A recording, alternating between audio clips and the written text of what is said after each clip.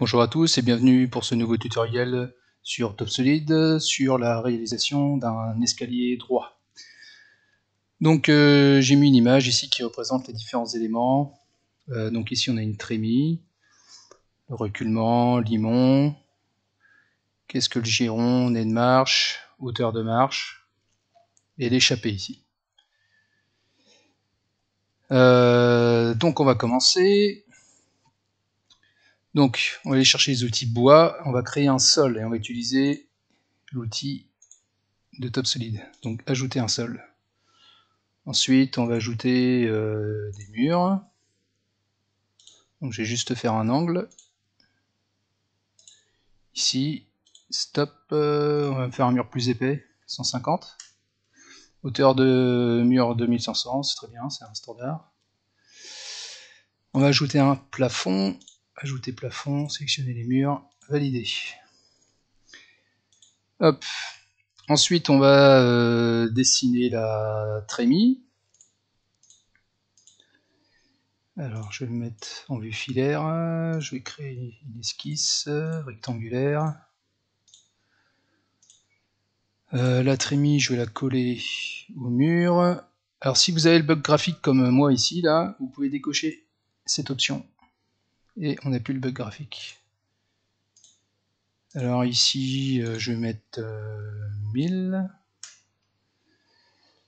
En emmarchement, donc la largeur de l'escalier, on va mettre 900. Et longueur de trémie, on va mettre 3500. Je valide. Ensuite, je vais scier le sol pour faire la trémie. Donc je vais utiliser les outils bois. Hein.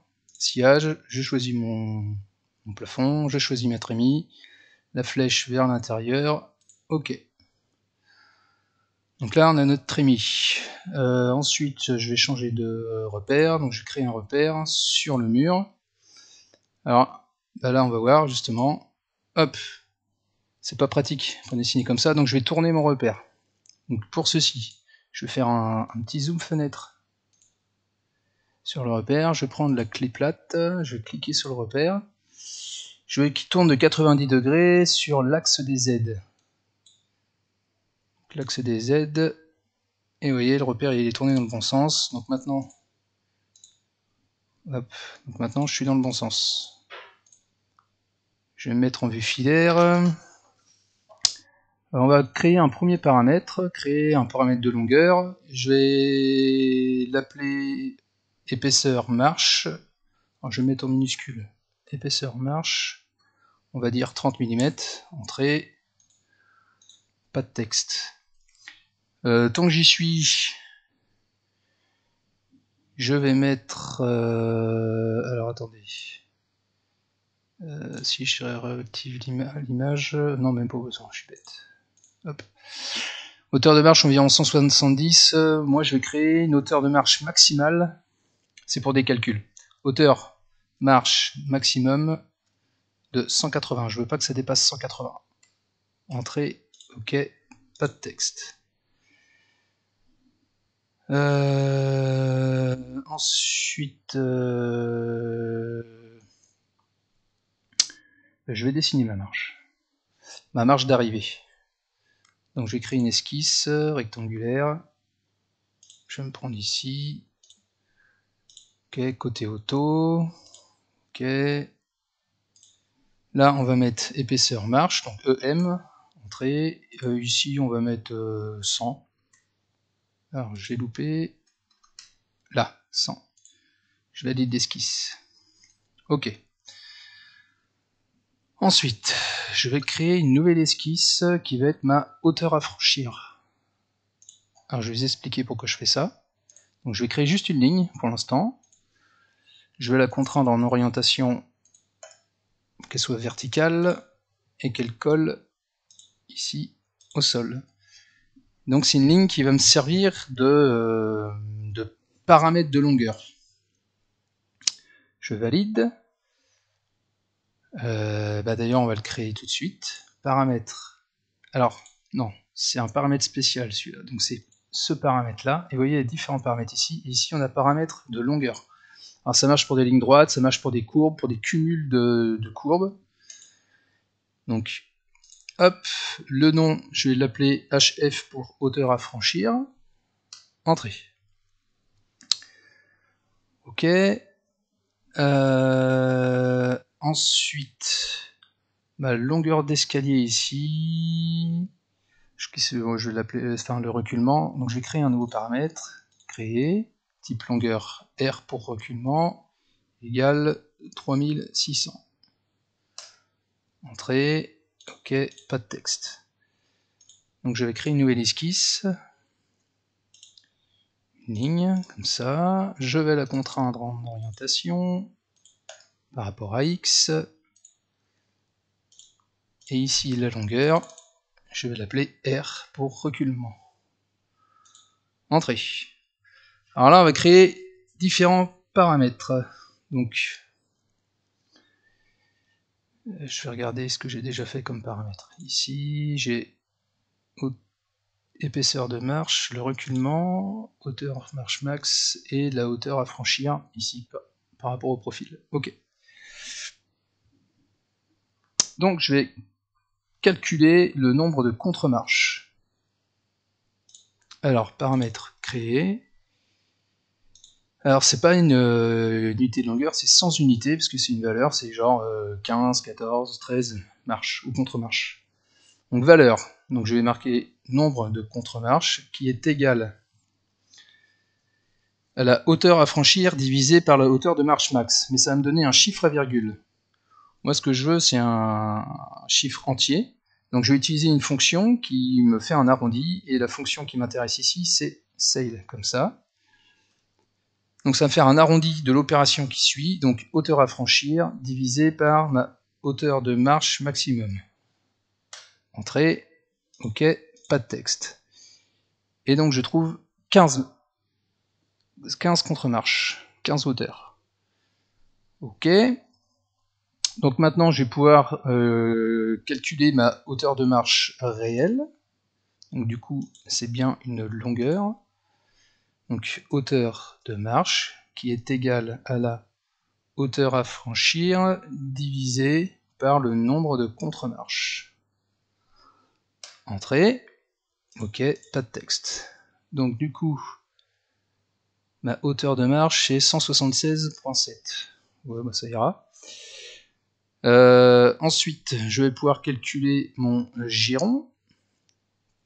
Alors le giron, si vous ne savez pas ce que c'est on va dire la largeur de marche. Ça s'appelle un giron. Donc G qui est égal donc au reculement, voilà la longueur de mon escalier, donc je l'avais appelé R, divisé par le nombre de contre-marches moins 1. Entrée. Ok, pas de texte. Alors en giron, j'ai 257 et il faut que je sois proche de 250. C'est ben, très bien. Ma hauteur de marche, elle est à 176. Il faut que ça se rapproche de 170, 180, c'est très bien. Et ce qu'on va faire, c'est qu'on va vérifier avec la loi de Blondel, qui dit qu'un giron plus 2 hauteurs de marche doit être compris entre 600 et 640. Donc, je vais faire, bah, peu importe. Ici, donc je vais l'appeler vérif Blondel,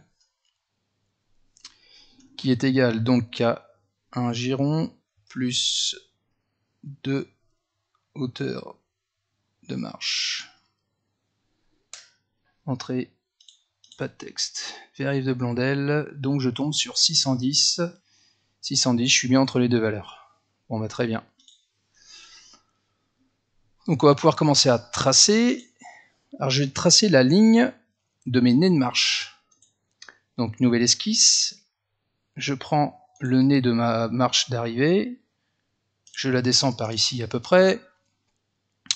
Maintenant je veux qu'elle soit alignée avec ce point-là. Stop, suivant X, non pardon, je me suis trompé, suivant Y, voilà. Puisque ça correspond à ma longueur, mon reculement de l'escalier. Je vais ensuite donner la hauteur de ma première marche, donc HM, entrée, 176.7, c'est bien ce qu'on avait calculé. Je valide. Donc tous mon nez de marche vont être sur cette ligne-là. Ce que je vais faire, c'est que je vais créer un repère sur un point. Je vais le mettre ici. Ok, quitter, je ne vais pas le rendre courant, je vais juste m'en servir comme de plein de points, une division sur ma ligne. Donc je vais répéter ce repère, je vais le répéter sur le profil, on vérifie bien le sens de la flèche rouge, donc c'est bon, ok. Et le nombre de points, c'est nombre de contre-marches. Entrée. Vous voyez,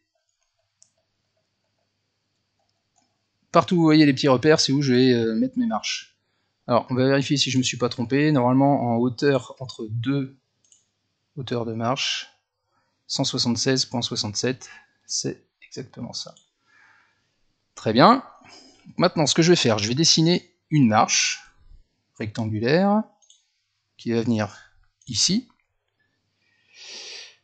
Je vais la coter.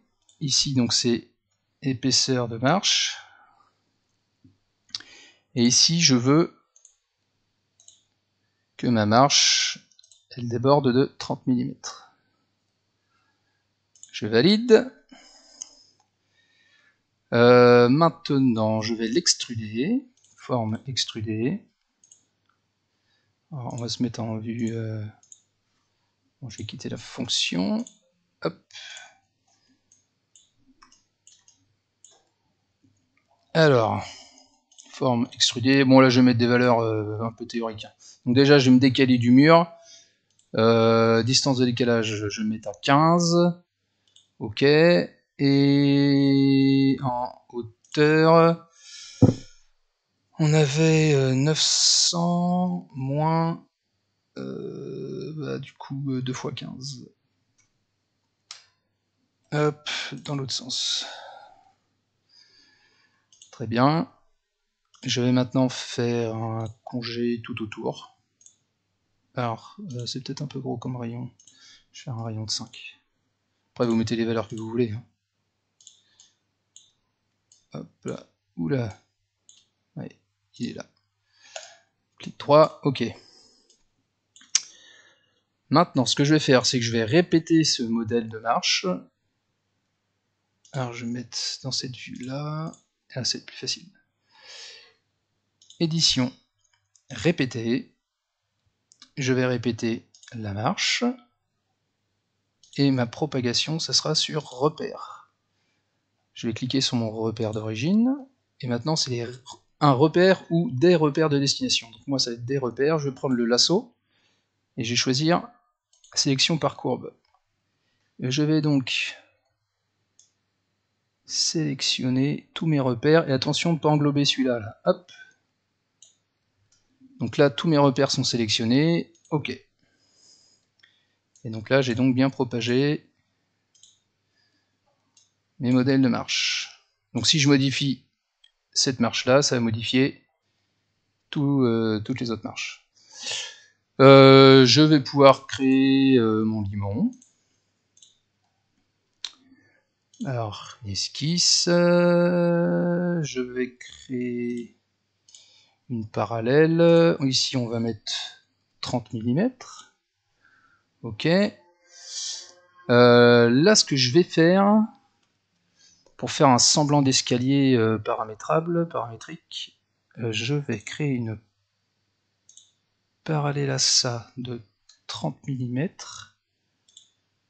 Ok, je vais les passer en ligne de construction. Hop, comme ça, ils ne vont pas me gêner. Et je vais donc créer une parallèle à ça, ici. Je ne vais pas mettre de cote, par contre, je vais lui mettre une contrainte. Cette ligne doit être tangente. Comme ça, on aura toujours 30 mm, peu importe l'inclinaison de l'escalier. Ok, je vais terminer mon limon. Ici, je vais être comme ceci. Ok. Je vais mettre une orientation. Là, ici je vais aussi mettre 30 mm après. Ok, et ça je vais le contraindre par rapport au sol.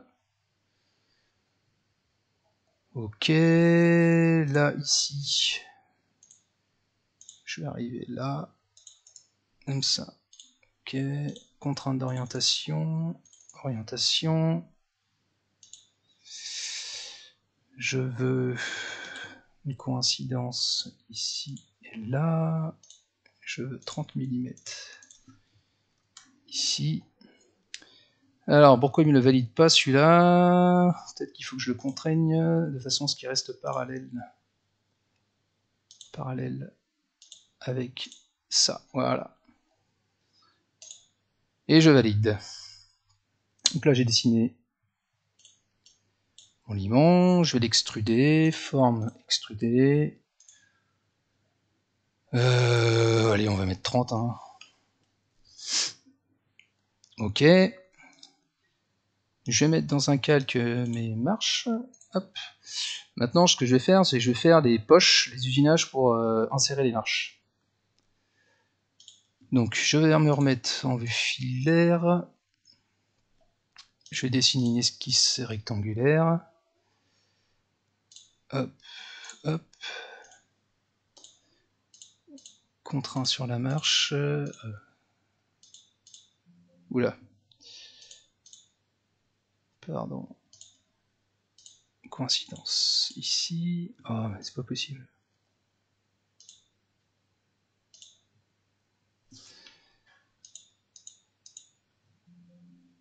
J'ai des bugs là.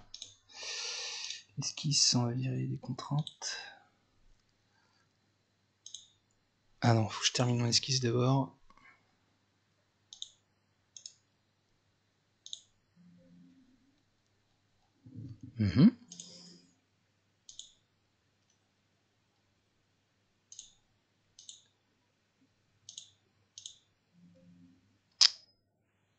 Ah.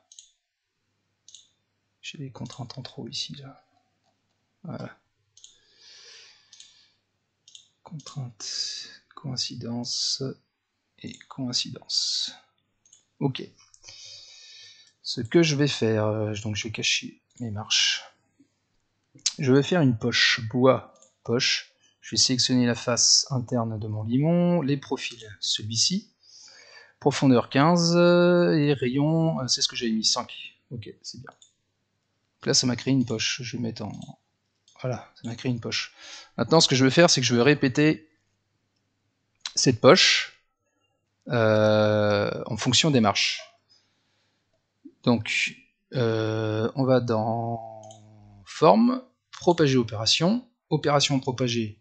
Alors, je vais cliquer ici, le fond de ma poche, et ma propagation, je vais réactiver mes marches, et je vais cliquer sur une marche, et cela va propager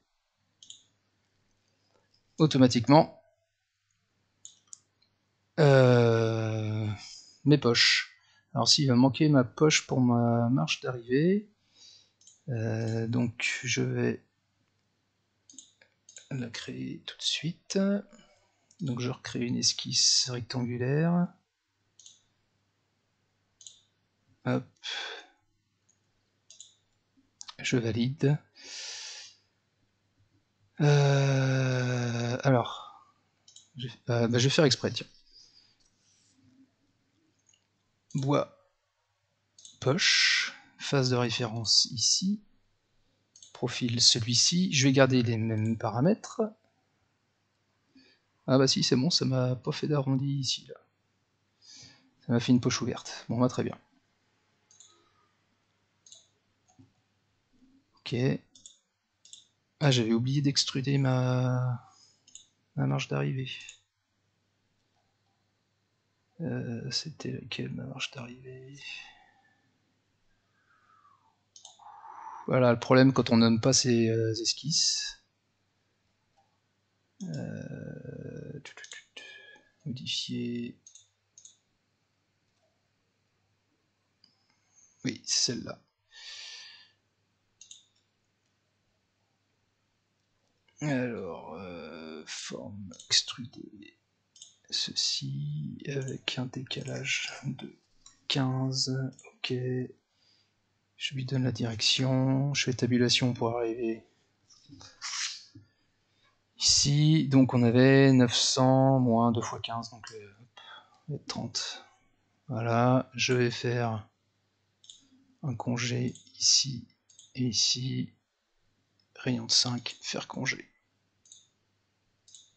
Voilà. Donc là c'est bon, il ne reste plus qu'à dupliquer... Alors, oui, si je veux le faire après. Plus qu'à dupliquer le limon. Ce que je vais faire, je vais créer un point milieu, ici là, point milieu, entre l'ouverture de ma trémie.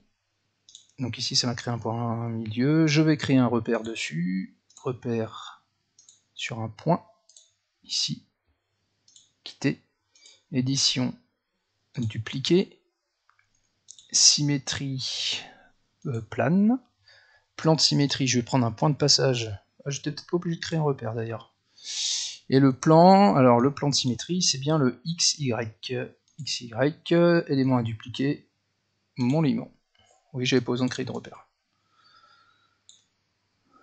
Donc voilà. Maintenant, ce qui va être intéressant, c'est de vérifier aussi l'échappée là. Bon, il est conseillé de mettre 2,10 m d'échappée ici pour pas se cogner la tête. Je vais vérifier si c'est bon. Voilà, on a 2146, pardon. Donc c'est bon.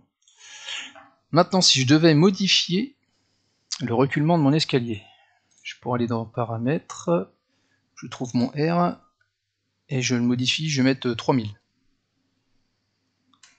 Entrée. Donc ça me modifie automatiquement mes girons. Et en giron, je suis passé à 214. Donc c'est un peu plus loin que 250, c'est pas terrible. Pour la vérification de Blondel, je suis à 567, donc je suis hors. Donc c'est un escalier qui serait inconfortable, c'est ce que ça veut dire. Hein. Et en hauteur de marche, ça n'a pas changé forcément. C'est toujours la même hauteur à franchir. Par contre, vous voyez, le limon, il respecte maintenant mes 30 mm toujours, peu importe l'angle. Je vais mettre des chiffres extrêmes. Je vais mettre 2000. Même 1500. Plutôt une échelle meunière. Bon, là ça devient compliqué. Là, faut passer en escalier à pas japonais. Mais mon système fonctionne.